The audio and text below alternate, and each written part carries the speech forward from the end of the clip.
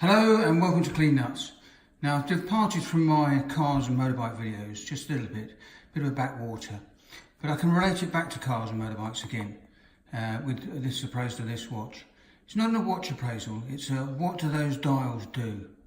So lots of people have chronometers and they don't know what they're doing with them, and no fault of their own, but they're fun to look at just as they are. But if you understand what they can do, you can have a bit more fun with it.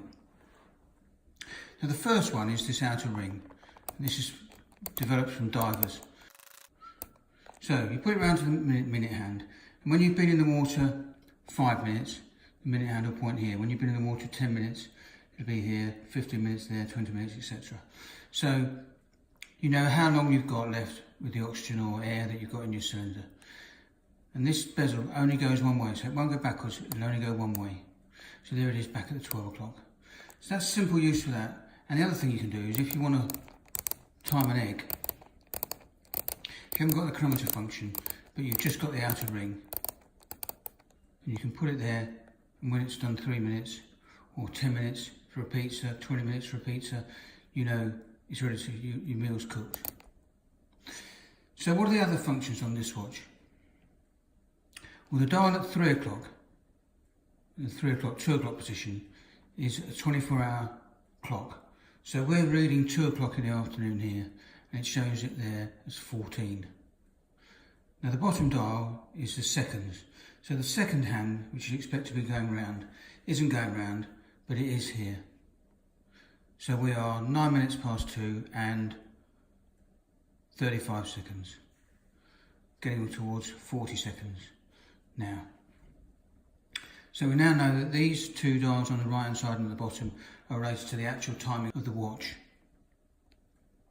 And this dial here is when you start the stopwatch. So we'll start the stopwatch, and this will go round, and every time a minute passes, one more notch on this top left hand dial here. So let's just watch it for a minute on fast forward and see how it works.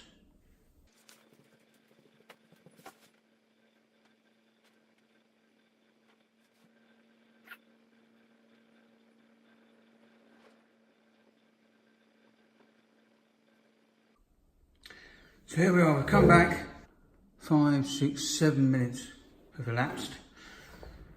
The second hand is still rotating round, and we can read 7 minutes from here. So to stop it, we press the button, stops it, and to reset it, we press that button. Now there's just one more function that this watch can do, which brings us right back round to our usual topic of cars and motorbikes. So supposing we were standing at a race circuit, which is exactly a mile in distance in one lap. So as the car or motorbike goes past the start line where we're standing, we press the button. Now the car's set off, or the bike's set off around the track, and we're measuring the time it's taken to cover 1 mile. So we're waiting for it to come round again. We can hear it in the background on the back straight. It's coming around the curves. And let's wait for it. There, we've stopped it as it passes the start line again. So this gauge on in the inner dial will tell us how fast it's going. So the sweep hand has stopped at 130. So we know the average speed of the vehicle around the circuit is 130 miles an hour. So there you go, there's a few functions and what they can do, what you can do with your watch. I'm sure there's many more, and if you think of some, don't hesitate to put them in the comments section so we can all find out what we can do with it. But there you go, thanks for watching, and enjoy Clean Nuts, and like and subscribe if you like what I'm doing. All the best.